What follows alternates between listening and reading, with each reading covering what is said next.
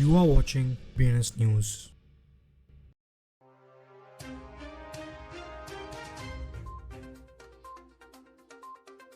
आज की headlines. Polygon Binance पर आरोप, चीन आर्गोज ने किया सस्पिशियस टोकन मिसमैनेजमेंट का दावा।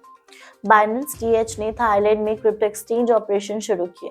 यूक्रेनियन पुलिस ने यूरोपोल्स के साथ मिलकर एलिज्ड क्रिप्टोजैकिंग मास्टरमाइंड को पकड़ा। इंडियन क्रिप्टो एक्सचेंजेस ने बाइनेंस ओकेएक्स इन्वेस्टर्स को ल्योर किया FIU बैन के बाद। अर्जेंटीन प्रेसिडेंट ने प्रोविंसेस को अपनी करेंसी सर्कुलेट करने की अनुमति दी। OKX ने दुबई रेगुलेटर्स से VASP लाइसेंस प्राप्त करके ग्लोबल फुटहोल्ड एक्सपैंड किया। सेल्सियस ने क्रेडिटर्स को रीपे करने के प्लान्स के बीच $125 मिलियन ETH मूव किया। DGFT ने हैश की कैपिटल के साथ ऑन चेन ट्रेजरी मैनेजमेंट के लिए पार्टनरशिप मजबूत की।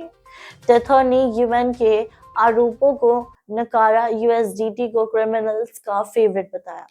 जुपिटर ने JUP एयरड्रॉप के लिए डेट सेट की, नेम टोकन डिब्यूट का टीज किया। सर्कल ने USDC अपग्रेड वर्जन 2.2 को कंप्लीट किया। रिपल CTO ने 25 बिलियन XRP ट्रांजैक्शंस अटेम्प्ट पर रोशनी डाली। एक्स पर एक सीरीज ऑफ पोस्ट में चीन आर्गोज एक blockchain intelligence firm polygon network के बारे में सीरियस एलिगेशंस उठाए हैं। एलिगेशंस खास तौर पर टोकन एलोकेशंस और एक्सचेंजेस को सस्पिशियस ट्रांसफर्स के बारे में है। चीन आर्गोज के इन्वेस्टिगेशंस के मुताबिक पॉलीगन के publicly stated plans for token allocations और एक्चुअल टोकन मूवमेंट में डिस्क्रिपेंसीज हैं। मंगलवार को दुनिया के लीडिंग क्रिप्टो एक्सचेंज बाइनेंस ने अपने थाईलैंड बैंक के इनॉग्रेशंस अनाउंस किया। नया establish exchange Binance TH gulf Binance द्वारा एस्टैब्लिश किया गया है, जो बाइनेंस और थाईलैंड के गल्फ इनोवा के बीच के कोलैबोरेटिव एफर्ट है। ये एक्सचेंज और ब्रोकरेज प्लेटफॉर्म्स दोनों के रूप में काम करेगा। यूक्रेनियन पुलिस ने यूरोपोल के साथ कोलैबोरेशन में हाल ही में एक एलिज्ड क्रिप्टोजैकिंग स्कीम के मास्टरमाइंड्स को पकड़ा है। यूरोपोल के एक स्टेटमेंट के मुताबिक यह एरर्स दिखता है और कि प्राइवेट सेक्टर को लॉ एनफोर्समेंट के साथ कोलैबोरेट करना क्यों जरूरी है। इंडियन क्रिप्टो एक्सचेंजेस ने उन यूजर्स को हैजल फ्री ट्रांसफर्स का प्रॉमिस किया जो अपने क्रिप्टो एसेट्स को फॉरेन क्रिप्टो एक्सचेंजेस से ट्रांसफर करना चाहते हैं, जैसे कि बाइनेंस, OKX और दूसरे, जिन्हें कंट्री के ministry of finance financial intelligence unit ने बैन किया है।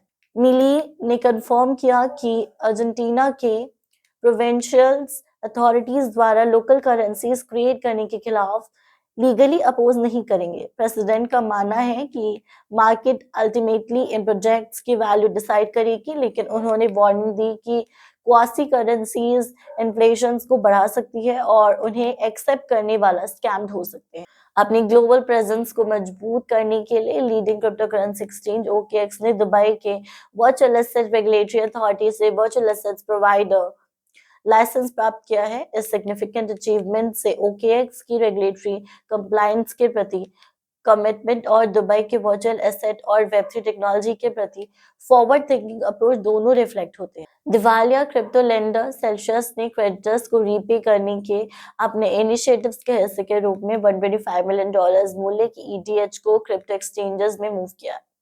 सिंगापुर के मॉनेटरी अथॉरिटी द्वारा licensed on chain real world assets के लिए रेगुलेटेड एक्सचेंज DGFT ने हैश की कैपिटल के साथ अपने कोलैबोरेशंस को और मजबूत बनाया है। ये strategic partnership regulated treasury management और डाइवर्सिफाइड इन्वेस्टमेंट सर्विसेज प्रोवाइड करने के लिए है, जो हैश की कैपिटल के पोर्टफोलियो कंपनीज के लिए टेलर्ड है।